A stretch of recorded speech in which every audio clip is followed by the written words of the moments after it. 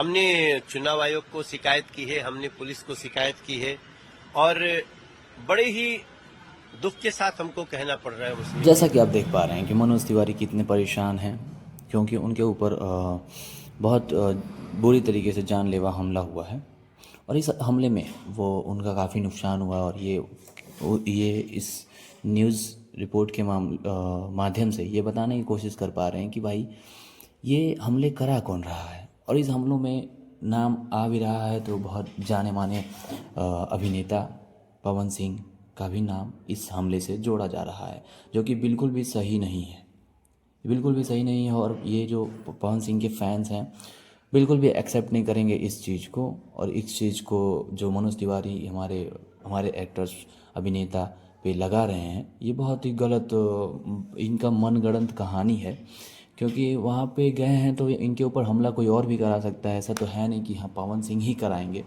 तो ये जो लांछन लगा रहे हैं हमारे एक्टर पे, ये बिल्कुल भी अच्छा बात नहीं है।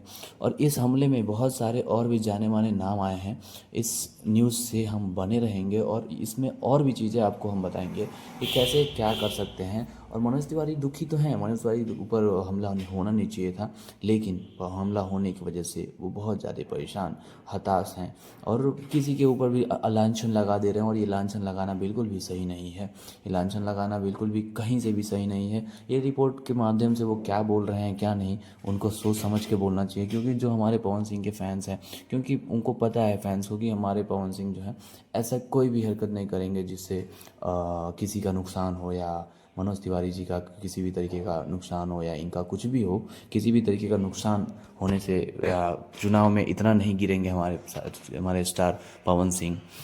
पता नहीं मनोज तिवारी के ऊपर कौन हमला किया और क्या हुआ और कैसे हुआ, ये वीडियो में दिखा रहे हैं। ये हमें न्यूज़ रिपोर्ट में हम आपको अगले चरण में ये चीज़ें भी दिखाएंगे कि कैसे क्या हुआ था।